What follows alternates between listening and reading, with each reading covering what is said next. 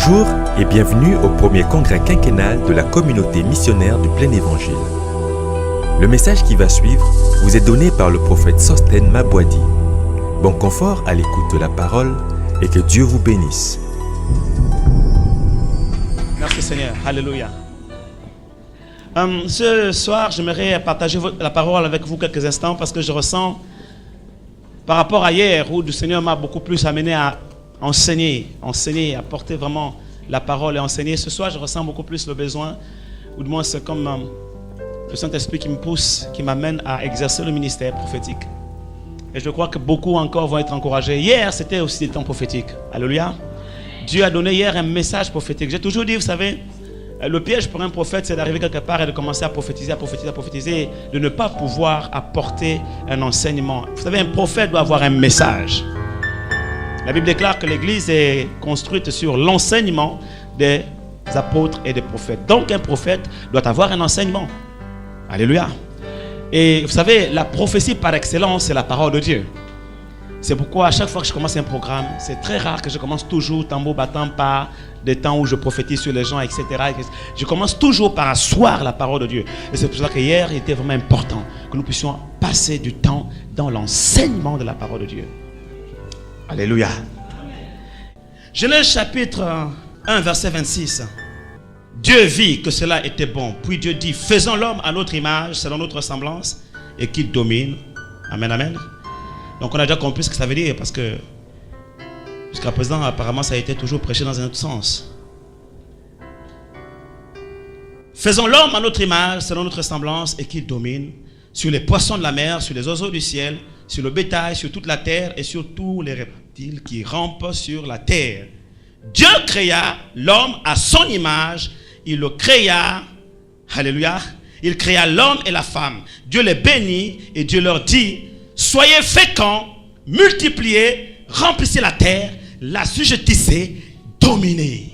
Alléluia, alléluia. Il dit, créons l'homme à notre image. Créons l'homme à notre image, selon notre ressemblance, et qu'il domine. Il n'y a pas de domination sans image de Dieu. Avant de donner à l'homme la domination, Dieu lui a d'abord donné son image. Vous comprenez cela? Donc nous ne pouvons pas régner sur la terre sans avoir l'image de Christ. Si les gens doivent respecter Dieu sur la terre, c'est parce qu'ils voient l'image de Christ. La Bible déclare que c'est à Christ que Dieu a tout donné. Et la Bible déclare qu'il a tout soumis, de sorte que tout genou fléchisse devant lui.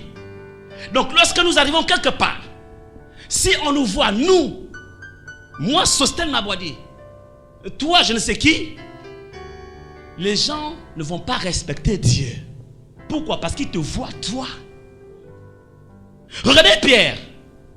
Il arrive devant le fleuve dans lequel il avait l'habitude de pêcher.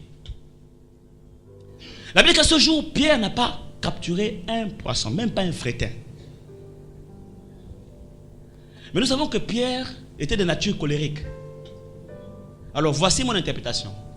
Ce jour-là, Pierre n'était plus gentil avec les poissons. Parce que quand tu es...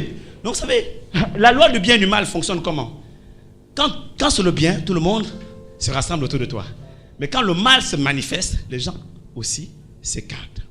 Donc c'est tellement les autres fois, malgré ses connaissances en matière de pêche, Pierre avait une nature qui attirait les poissons. Quand il arrivait, il avait une nature qui attirait les poissons. Seulement ce jour-là, Pierre, je ne sais pas ce qui s'est passé avec madame à la maison, ou les enfants, il était en colère.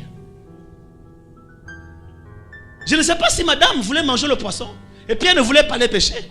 Ou bien il y a une dispute, dit, comme c'est comme ça, écoutez, moi je m'en vais à la pêche. Je vais un peu me défouler, changer d'air. Tu vas rester à la maison avec tes enfants. Parce que trop, c'est trop. On ne peut plus être en paix sous cette maison. De toutes les façons, la Bible déclare dans le proverbe que mieux vaut habiter sous un toit et manger du pain sec et de boire de l'eau, c'est moi qui rajoute, que d'habiter sous le même toit qu'une femme querelleuse. Alors Pierre a dit à madame Pierre, donc Pierrette, reste avec tes enfants, moi je m'avais pêché. Et quand il arrive, les poissons regardent Pierre. Non, c'est pas le Pierre qu'on connaît. Vous savez, on avait un professeur de comptabilité à l'école de commerce. Quand ça n'avait pas marché à la maison, tout retombait sur nous. Il allait, m'a dit, tiens, bonjour monsieur. Il ne répond pas. Il dit, prenez une feuille. Interrogation surprise. Donc toute la colère qu'il avait à la maison, il vient la déverser sur nous. Il y en a qui sont comme ça. Ce jour-là, les poissons, les pauvres poissons, toute la colère de la maison déversée sur eux. Quand ils ont vu ça, ils ont dit, oh oh, pardon Pierre, reste avec tes pirogues, reste à tes filets. Ils ont fui. Alléluia. Parce qu'ils ont vu le Pierre, l'être humain, avec ses faiblesses, avec ses manquements, avec sa personnalité parfois bonne, parfois mauvaise, parfois gentille, parfois colérique, parfois sanguin. Mais regardez ceci. Jésus va montrer à Pierre ce qu'il faut faire. Jésus va dire à Pierre, tu sais, en fait, vivre dans la loi du bien et du mal, c'est le moins de mal. Parce que parfois ça marche, parfois ça ne marche pas. Je vais te révéler une autre nature. C'est la nature divine. Viens voir Pierre. Et la Bible déclare que lorsque Jésus arrive, il se met là où était Pierre. Et il dit à Pierre, jette le filet à cet endroit. Pierre raisonne, vous connaissez l'histoire. Et puis Jésus dit, jette le filet. Et quand Pierre jette le filet, la Bible déclare que Pierre fit une pêche miraculeuse. Mais dans le fond, qu'est-ce qui s'est passé? Ce qui s'est passé est simple. Jésus s'est présenté devant les poissons. Et tout de suite, la Bible déclare que tout a été créé par lui et pour lui. Et tout de suite, toute la création a reconnu le maître. Et l'information a circulé. La chaîne 1 des poissons a relayé l'information. Dans les zones aquatiques, tout le monde était au courant. Internet de là-bas a fait passer sur leur Facebook que Jésus, le maître, est là. Alléluia. Et tous les poissons se sont regroupés autour de Jésus. Alors Jésus a dit, maintenant tu peux jeter le filet. Quelqu'un me comprend ici? C'est la nature de Dieu. L'image de Dieu. La ressemblance de Dieu qui confère l'influence, la domination. Il y a des gens, quand ils viennent me voir prophète, je veux savoir comment prospérer dans les affaires. Ça ne marche pas mon business, ça ne marche pas au niveau du travail. C'est ça mon frère. Il n'y a pas d'influence, il n'y a pas de domination sans image de Dieu.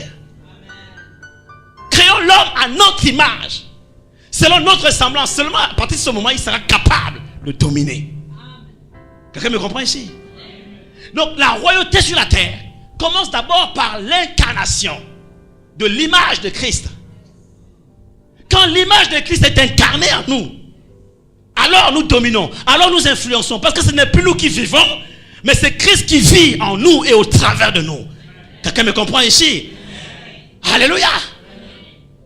Mais comment faire pour que maintenant, aujourd'hui, dans cette nature pécheresse, nous puissions incarner l'image et la ressemblance de Christ? Comment faire? Comment faire? Regardez une pièce d'identité. On dit que notre identité est en Christ, n'est-ce pas? Une pièce d'identité. Vous la prenez. Il y a quoi d'abord? La première chose que vous voyez, c'est la photo. Ensuite, il y a le nom, le prénom et tout le reste des éléments. Mais la première chose qui attire l'attention, c'est quoi? C'est la photo, c'est l'image. Vous savez, le monde spirituel est aussi réel que le monde physique. Il y a un contrôle quelque part dans le monde spirituel. On te demande de présenter ta pièce d'identité. Quand tu la présentes, qu'est-ce qu'on voit d'abord en premier? Voilà. Donc quand les démons ouvrent, ou encore les gendarmes, les policiers de Satan, ouvrent ta pièce d'identité, et qui te voit toi, mon frère, tu finiras là comme les 7 fils de Sceva. Voilà pourquoi beaucoup de chrétiens font des cauchemars. Beaucoup de chrétiens sont fouettés par les démons. Beaucoup de chrétiens sont encore maltraités par les démons, sont encore sous le coup, la malédiction, sous le joug de la malédiction. Pourquoi? Parce que dans leur pièce d'identité, on ne voit pas la photo de Jésus. C'est leur image qui est là. C'est eux qu'on voit, leur nature, leur faiblesse, leur personnalité. Et ils le manifestent partout, dans leur famille, au travail, à la maison, dans le couple, partout. On ne voit pas Christ, on ne voit pas l'image de Christ. On ne voit que lui. Dans ses affaires, les clients vont te fuir, ils vont te fuir les clients. Dans ton restaurant, les clients ne viendront plus parce qu'ils te voient trop.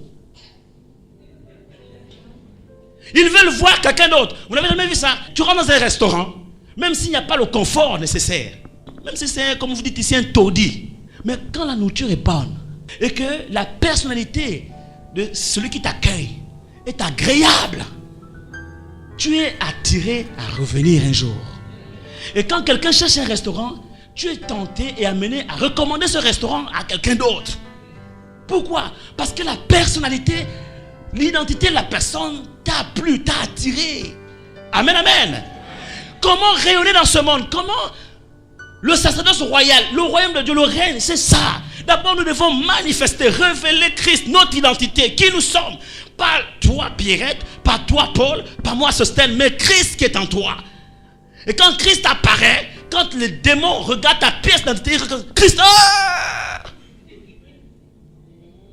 Parce que l'image dont il s'agit ici, c'est Jésus. On dit qu'il est l'image visible du Dieu invisible. Donc quand la Bible déclare, créons l'homme à notre image. Et si Jésus est l'image visible du Dieu invisible, ça veut dire qu'en fait, Dieu veut seulement dire, créons, Sostène, Jésus.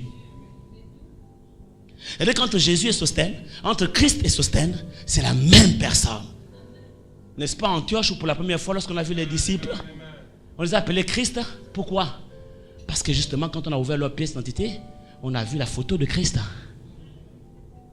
Dans cette nation, Dieu sera respecté quand les gouvernements de ce pays, les hommes politiques, la société verront au travers de l'église l'image de Christ. Quelqu'un me comprend ici? Ce n'est pas une affaire de poste. Je le redis encore. Et les postes ne seront que la conséquence.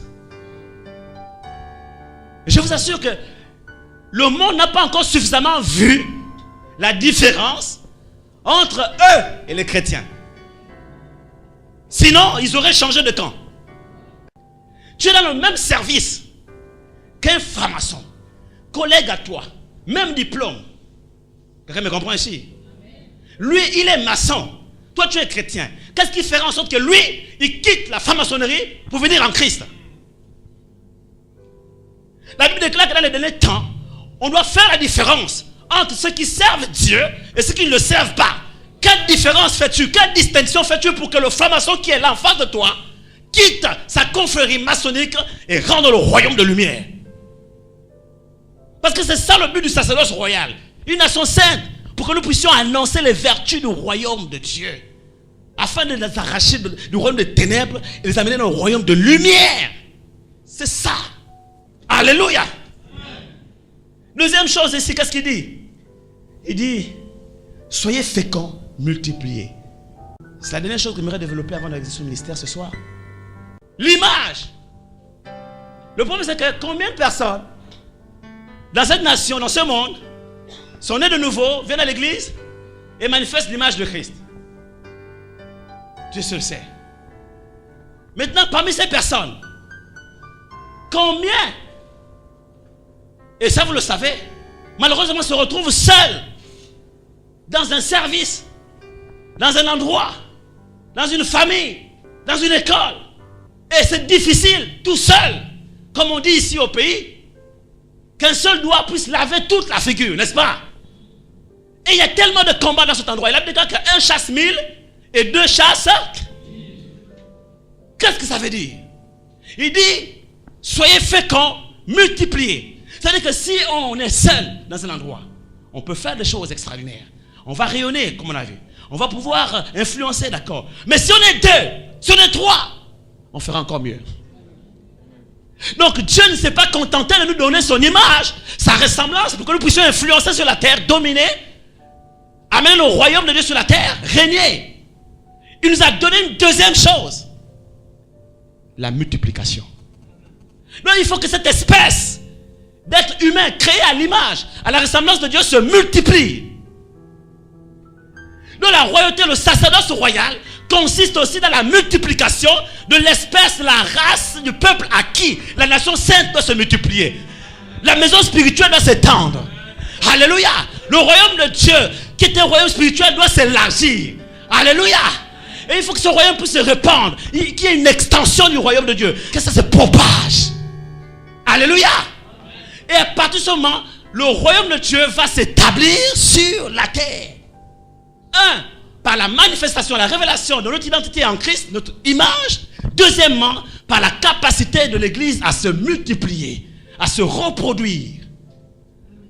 Voici les choses qui font peur au royaume des ténèbres. Voici les choses qui influencent et qui inquiètent Satan. Et ce sont les choses qu'il va le plus combattre. Il va combattre les chrétiens pour que les chrétiens ne vivent pas une vie de sanctification. Parce qu'il sait très bien que si les chrétiens vivent une vie de sanctification, les chrétiens vont refléter l'image de Christ. Et ils vont influencer. N'est-ce pas? Et il va aussi s'attaquer à l'église pour que les chrétiens ne se multiplient pas. Parce que si les chrétiens se multiplient, ils deviendront plus nombreux. Et s'ils deviennent plus nombreux, alors ils vont influencer, ils vont dominer. Et Satan n'a pas changé de stratégie. La Bible déclare que lorsque le peuple d'Israël était en captivité en Égypte, le pharaon de cette époque fut inquiété. Pourquoi? Parce que le peuple d'Israël, les enfants hébreux, devenaient de plus en plus nombreux.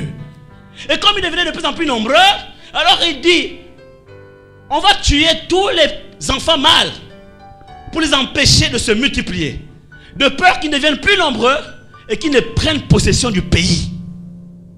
Donc si nous nous multiplions, si la race des fils de Dieu, créés à l'image de Dieu, à la ressemblance de Dieu se multiplie, nous deviendrons plus nombreux et nous prendrons possession du pays. Et c'est pour cela que le diable attaque la fécondité dans l'église. Et il veut faire entrer les chrétiens dans une mentalité de petite église. Et les chrétiens ont perdu la vision de la multiplication. Ils ont perdu la vision de la reproduction. Oh mon Dieu, combien de chrétiens aujourd'hui encore, comme aux années, vous savez, le réveil des années 90 devient comme un souvenir. Ah, il était une fois. Mais combien de chrétiens aujourd'hui peuvent encore manifester ce qui s'est produit dans ces années de réveil, où les âmes se convertissaient en masse, où la puissance de Dieu se manifestait, où même les anges se révélaient dans les maisons de chant pour leur dire, lève-toi, va dans cette église. Pourquoi? Parce qu'à cette époque, l'église au Gabon avait pris conscience de la loi de la multiplication et de la reproduction. Ils ont compris que, ok, on est né de nouveau, on est chrétien, on est enfant de Dieu, d'accord, mais nous sommes minoritaires. Et pour que nous puissions prendre possession du pays, nous devons nous multiplier, nous devons nous reproduire. Alors l'église est rentrée dans une phase stratégique d'évangélisation. Ils ont commencé à faire des conquêtes de territoires. Ils allaient de lieu en lieu prêcher l'évangile. Et ils ont fait tout du Gabon. On prêchait l'évangile. Dans les lycées, les gens prêchaient l'évangile. Au travail, ils prêchaient l'évangile. Partout, on prêchait l'évangile. Pourquoi? Parce qu'ils avaient compris la loi de la reproduction. Et les chrétiens de cette époque ont pratiqué la reproduction, l'évangélisation. Et de plus en plus, les gens se convertissaient. Ils venaient à l'église. Et l'église croissait par l'assistance du Saint-Esprit. Et le nombre d'âmes qui se convertissaient. Et Dieu ajoutait chaque jour au nombre de disciples ceux qui étaient sauvés. À partir de là, le gouvernement a eu peur. Le gouvernement a eu peur. Il dit non. Est-ce que c'est un nouveau parti politique qui veut se créer derrière une étiquette religieuse? Quelqu'un me comprend ici? Et vous connaissez l'histoire. Je parle devant les pères du réveil de la nation. Combien beaucoup de personnes, de nos pasteurs, Pasteur Gaspard Obian, Francis Balinga et bien d'autres ont été arrêtés, n'est-ce pas? Menés en prison. Avec bien d'autres serviteurs de Dieu. Pourquoi? Parce que le gouvernement a été inquiété. Mais ce qui inquiète le diable, ce n'est pas tes petits chants que tu chantes. Ce qui inquiète le diable, ce n'est pas ta Bible que tu transportes tous les dimanches pour venir à l'église. Il y a deux choses qui inquiètent le diable. C'est que tu ressembles à Christ et que tu te reproduises. Parce que quand tu te reproduis, en fait c'est l'espèce qui se reproduit. Comme tu es à l'image de Christ, à la ressemblance de Christ, donc tu vas reproduire les gens de la même espèce que toi. Tu vas reproduire d'autres personnes à l'image de Christ, à la ressemblance de Christ. Et qu'est-ce qu'il a fait le diable? Il a dit non. Il a enlevé la première partie. Il a mené les chrétiens et même certains serviteurs de Dieu à ne plus vivre dans la sanctification, à vivre dans le péché. Comme ça, ils perdent l'image de Christ. Après, il leur a dit, maintenant que vous avez perdu l'image de Christ, vous pouvez vous reproduire. Et on assiste là aujourd'hui à un concours de méga church. Qui va avoir la plus grande église? Mais à l'image de qui? J'ai été aux États-Unis récemment, au mois de novembre, à Dallas, pour le mémorial service de notre père Fletcher. J'ai été beaucoup béni lorsque je suis rentré dans une petite église de quelques centaines de membres. J'ai senti la présence de Dieu. Et une dame qui est venue à la fin, elle m'a donné une parole prophétique. Elle ne me connaissait pas, je venais pour la première fois. J'ai senti que l'Esprit de Dieu était dans cet endroit. Et ensuite, lors de mon séjour, j'ai été invité par un de mes fils spirituels qui était à Orlando. Je suis parti à Orlando et on assistait à un méga meeting. C'était vraiment extraordinaire. Ils ont loué une salle où se font les... Vous savez, les championnats de basket là. Le NBA. Où se fait, mais c'était extraordinaire. C'est-à-dire qu'on pouvait partir, c'est-à-dire quasiment, je dirais même la moitié de Libreville a été mobilisée. Partout, la circulation était bloquée. Les voitures étaient garées partout. Tout était organisé de façon extraordinaire. On était logés dans des endroits mais extraordinaires. Mais waouh, tu voyais vraiment la gloire de ce monde. Rien que les bâtiments. Mais c'est pas possible. Est-ce que je suis là dans une église ou bien dans une réunion d'église? C'était extraordinaire. Les parkings, tout était chronométré. Tu as réservé un billet. Ok, d'accord, tu as un numéro. On t'a fait à tel endroit. Ta place de parking, c'est telle.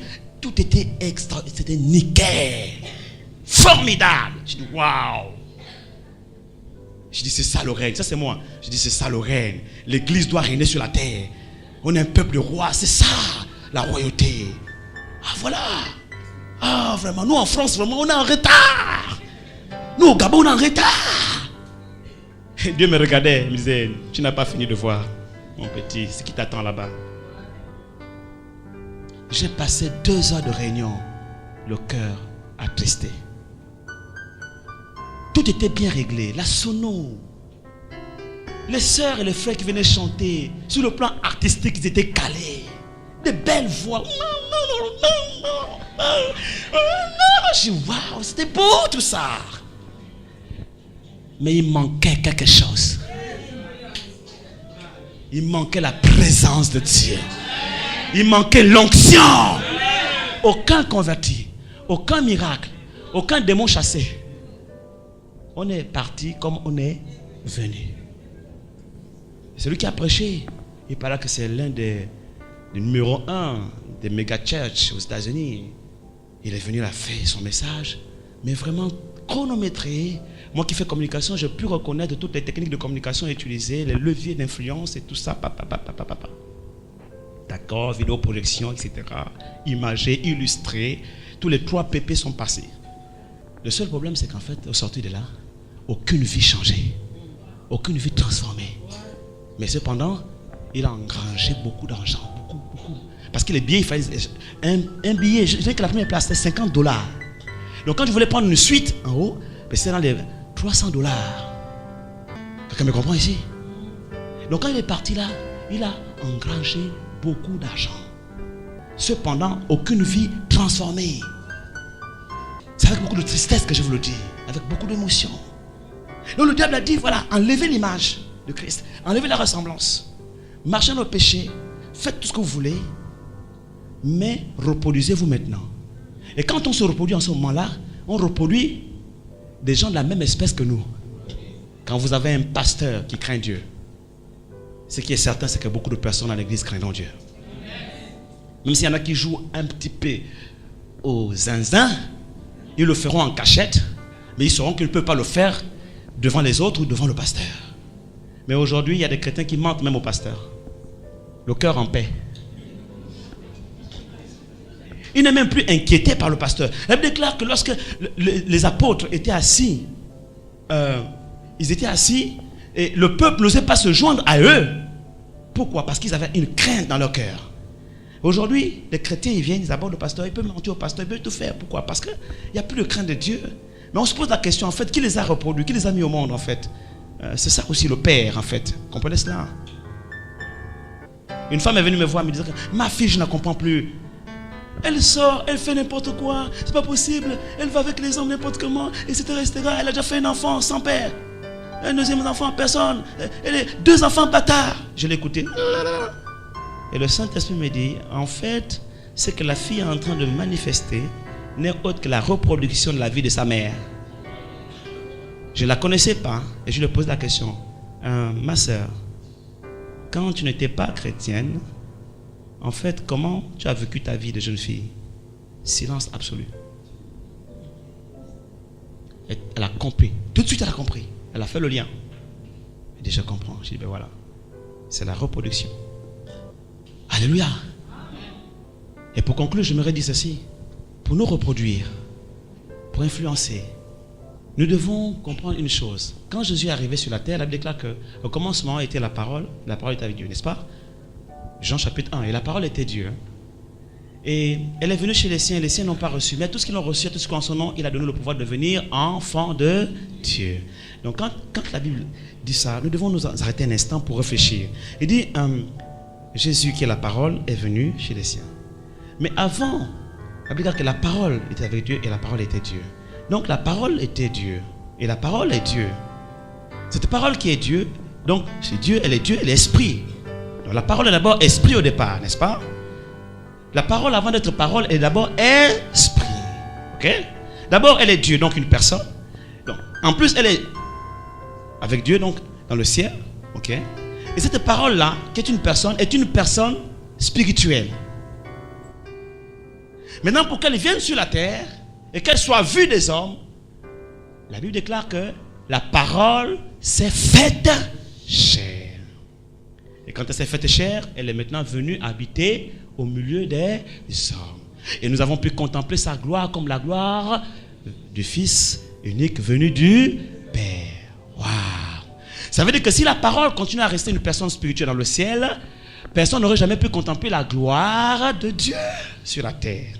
Et pour que cette gloire soit contemplée sur la terre, il a fallu que cette parole spirituelle descende du ciel et prenne un corps, se fasse chair. Et quand elle est venue maintenant, elle habitait parmi les hommes ont pu contempler la gloire de Dieu au travers d'elle. Bien-aimés, le sacerdoce royal, c'est ça. C'est la parole faite chair. Beaucoup de chrétiens aujourd'hui lisent la parole, mais ça reste spirituel. Dans nos cœurs, dans nos pensées, ça reste dans nos raisonnements, ça reste dans nos théories, dans nos théologies. Aucune parole ne peut être parole si elle n'est pas d'abord spirituelle. Et c'est vrai que notre royaume est spirituel. Mais maintenant, il est important pour que nous puissions régner sur la terre, que ce royaume spirituel vienne au milieu des hommes et qu'il soit vu. Et c'est lorsque la parole que nous recevons, que nous lisons, que nous apprenons, qui est spirituelle, qui est abstraite, qui est invisible dans nos vies, deviendra chair en nous. Quand la parole se fera chair en nous, à partir de ce moment, les gens pourront contempler la gloire du Fils venu du Père. Quelqu'un me comprend ici? Laissez-moi vous dire ça autrement. Je prends un exemple. Vous savez, quand tu manges du poisson, au départ c'est physique, n'est-ce pas? D'accord. Tu manges le poisson. C'est la nourriture que tu as mangée. Tu es rassasié, c'est bien. Mais le poisson que tu as mangé, qu'est-ce qu'il est devenu? Le poisson qui a été mangé va s'intégrer en nous. Il va se faire chair. Il va prendre notre corps. Il va se transformer en nous-mêmes. Quelqu'un me comprend ici? C'est exactement ce que fait la parole de Dieu. Tu la manges, elle s'intègre en toi et elle doit prendre place en toi, dans tes attitudes, dans tes comportements, dans tes habitudes. C'est ça, la parole faite chair. Combien de chrétiens viennent à l'église, entendent des messages? Combien de pasteurs prêchent des messages, des paroles qui ne sont pas faites chair dans leur vie? Et maintenant, la conséquence, c'est qu'au lieu que nous puissions contempler la gloire de Dieu, on contemple la gloire des hommes. Au lieu de voir Christ, on voit l'homme. Et on est maintenant amené, l'église de Jésus-Christ sur la terre, à prêcher un évangile de slogan. Jésus sauve, amen. Il est puissant, amen. Lui-même, il n'est pas puissant. Or, la Bible déclare, ton Dieu ordonne que tu sois puissant. Mais pour que tu sois puissant, il faut que la parole de puissance habite en toi. Quelqu'un me comprend ici? Vous savez, une chose est de pouvoir guérir les gens avec la puissance des dons spirituels. Mais une autre est de guérir les gens avec la puissance de la parole faite chair. Les dons spirituels, il les distribue à qui il veut. Quelqu'un me comprend ici? Même les Corinthiens qui vivaient dans le péché manifestaient les dons spirituels. Quelqu'un me comprend? Donc ce n'est pas parce que tu manifestes les dons de guérison, les dons de puissance, que tu es puissant. Non, non, non, non, non. Il a dit, ton Dieu ordonne que toi, tu sois puissant. Donc ça veut dire qu'en fait, c'est au-delà des dons spirituels. Il s'agit de toi, de ta personne. Il s'agit de ton caractère. Quand je guéris un malade par mes dons spirituels, je fais agir le don de foi. Le don de foi, c'est un don qui est le don dénominateur commun de tous les dons spirituels. C'est-à-dire que sans le don de foi, je vais faire la démonstration tout à l'heure, quand je prêche là, il ne faut pas suivre. Il ne faut pas dire, mais comment il prêche, il ne prophétise pas. Oui, si. Beaucoup le pensent. Et s'ils sont honnêtes, ils vont lever la main. Mais je vous dis quelque chose. En fait, j'attends quelque chose. Vous savez, j'attends quelque chose. Tant que le don de foi n'est pas encore descendu sur moi, il est difficile pour moi d'exercer le ministère. Qu'est-ce qui va faire en sorte qu'un évangéliste, devant un paralytique, dise au paralytique, lève-toi et marche devant de nombreuses foules? Qu'est-ce qu'il va lui faire? Qui va faire qu'il le fasse? C'est qu'il y a quelque chose qui se produit entre sa nature, qui est un homme peut-être timide, craintif, et le don qui lui est donné à l'instant pour manifester le miracle qui est attendu. Il y a quelque chose qui se passe. Ce qui se passe, c'est que au moment où il est en face du paralytique, il est lui-même. Et ensuite, le Saint-Esprit descend sur lui et lui accorde le don de foi. C'est-à-dire une capacité surnaturelle qui lui amène à faire des choses qui, à temps normal, il n'aurait jamais été capable de le faire. On appelle ça le don de foi. Et quand le don de foi vient, il vient d'en haut. Il ne vient pas de toi. Il vient d'en haut. Il est donné par Dieu. Il descend sur toi. Et à l'instant, tu es changé en un autre homme. Et là, ce n'est plus le prophète qui va parler. Ce n'est plus l'évangéliste. C'est maintenant un autre homme. Et il dit, au nom de Jésus, lève-toi et marche. Waouh, c'est formidable. Ça, c'est le don. Ça sont les dons spirituels. Voilà comment ça se manifeste. Pareil pour le prophète. Quand ça descend, maintenant je commence à prophétiser. Je commence à voir des choses parce que le don de foi est sur moi. Et je peux dire des choses avec conviction, avec certitude, avec assurance, avec précision. Comme en février, vous qui étiez là, je peux donner des numéros de téléphone, je peux donner des noms, prénoms, je peux donner, parce que ce n'est plus moi en fait. J'ai été revêtu. Mais après ça, quand je rentre chez moi, je mange les atangas. Quelqu'un me comprend ici? Je mange le tubercule de manioc, comme toi et moi. Je m'amuse avec mes enfants, je rigole. Et des collaborateurs qui m'ont vu sous l'onction, quand ils me voient à la maison, ah, c'est le prophète ça. Des fois je suis en jogging, je suis en babouche, et je regarde comme ça, c'est le prophète. Là c'est moi. Amen. Maintenant, est-ce que moi là, je peux encore prophétiser? Est-ce que moi là, je peux encore guérir les malades? Merci. Si la parole s'est faite chair en moi, avec ou sans onction, je prophétise, je guéris les malades. Là, ce n'est plus le don qui se manifeste. Là, c'est le caractère de la personne. Là, c'est la parole faite chair en moi. Quelqu'un me comprend ici? Et c'est comme ça que pendant qu'on mange, mais il y a des gens même, ils viennent me chercher à l'hôtel. Pendant que dans la voiture, on est en train de discuter comme ça, je suis en train de prophétiser. Pourquoi? Parce qu'en fait, j'ai dépassé le niveau du don spirituel. En fait, finalement, la parole faite chair en moi. Oh my God, Shakareboska. Alléluia. La parole s'est faite chair en moi. La parole s'est faite chair en moi. Et en tout lieu où fleura la plante de mon pied, je répands l'odeur de la connaissance de Christ. Je deviens une lettre de Christ écrite à ce monde. Et j'influence mon environnement. Et j'amène le règne de Christ sur la terre. La parole s'est faite chair en moi. Quelqu'un me comprend ici? La parole s'est faite chair en moi. La parole s'est faite chair. Je n'ai plus besoin d'attendre que l'onction descende sur moi pour exercer la royauté. Non, non, non, non, non. Je suis moi-même un roi. La parole s'est faite chair à moi. Quelqu'un me comprend ici? La parole s'est faite chair à moi. Oh my shandare boskana. La parole s'est faite chair à moi. La parole s'est faite chair à moi. Et j'ai attendu l'onction. J'ai attendu les dons. Mais parfois ça m'a fait défaut. Et j'ai compris une chose. Il faut que la parole se fasse chair à moi. Comme ça, avec ou sans l'onction, je vais toujours continuer à exercer le ministère. Vous savez, une chose est de guérir le malade avec un don. Une autre est de guérir le malade avec la foi. Une chose est de guérir le malade avec le don de la foi. Une autre est de guérir le malade avec la foi. Parce qu'il y a une différence entre le don de foi et la foi. Le chrétien ne vivra pas par le don de foi. Mais Dieu appelle tout chrétien à vivre par la foi.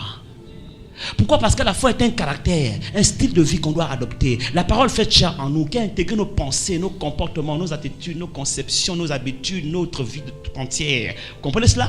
Alors que le don de foi est donné par Dieu à qui il veut, quand il veut, par le Saint-Esprit. Quand il est là, c'est bon. Quand il n'est pas là, tu es complètement perdu, sans boussole.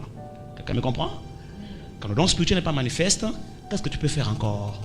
Voyez-vous, par contre, quand tu es dans la foi, tu marches par la foi, alors il dit, mon juste vivra par la foi. Quelqu'un me comprend ici? Et c'est la prière de la foi qui guérit le malade. On n'a pas dit le don de guérison, oui, guérit, mais la prière de la foi guérit aussi le malade. Mon frère n'envie pas quelqu'un qui a forcément les dons spirituels. Toi, manifeste la foi que tu as et guéris les malades. Délivre les captifs, libère les âmes qui sont enchaînées. Alléluia!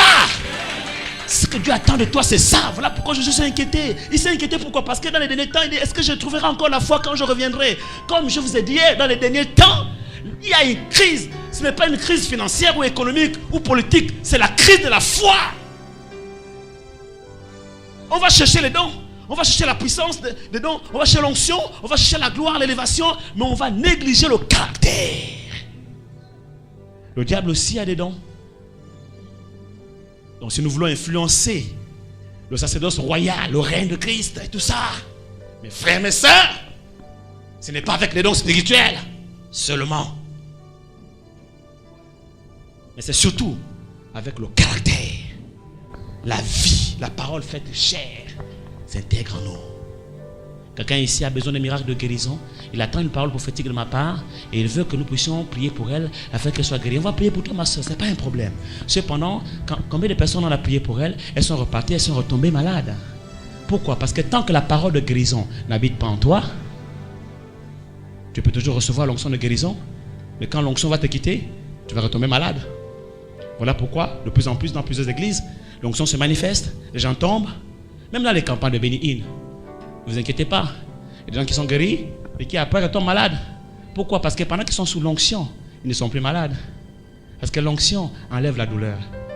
Quelqu'un me comprend ici? Le revêtement de l'esprit enlève la douleur. Voilà pourquoi Jésus sur la croix, Dieu, il fallait que... Quand il s'est écrié, Eli, Eli, lama, la bâche-tani, mon Dieu, pourquoi m'as-tu abandonné? En fait, ce n'est pas tant Dieu le Père qui l'a abandonné. Non. Il ne nous abandonne jamais, Dieu le Père. Il est toujours avec nous. Mais qu'est-ce qui a quitté Jésus à l'instant? C'est le revêtement de l'esprit. Mais pourquoi il fallait que le revêtement de l'esprit quitte Jésus sur la croix? C'est normal. Parce que si le revêtement de l'esprit était sur Jésus, pendant qu'on clouait Jésus, Jésus n'aurait rien. Vous avez tout compris.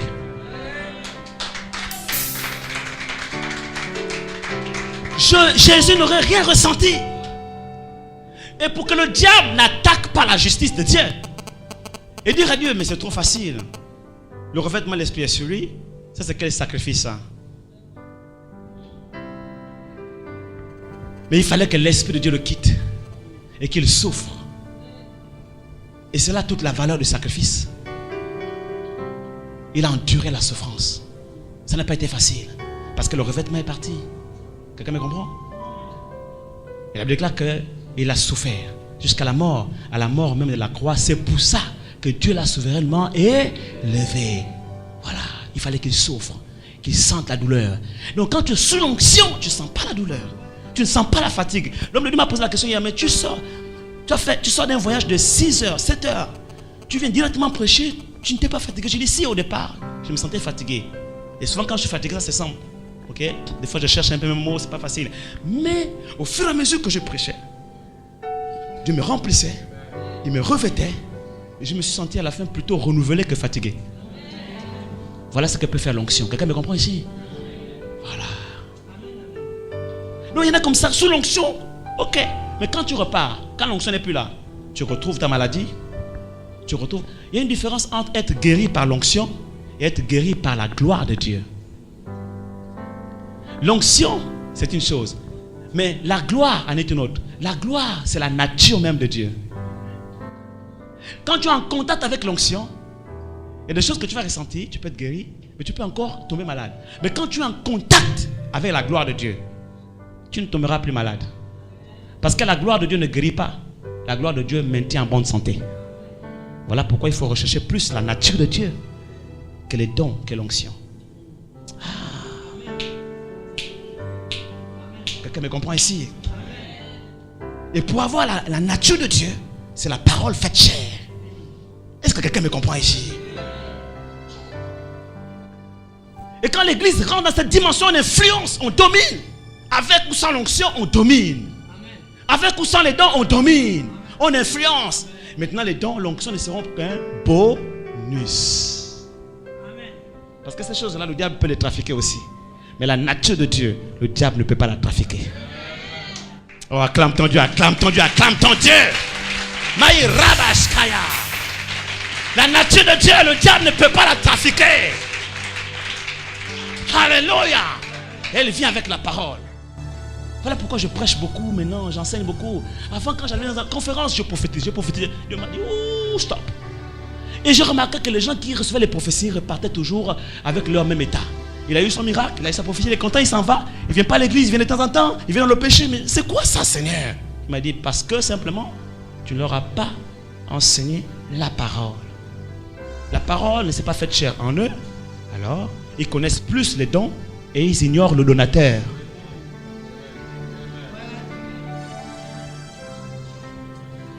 Alléluia.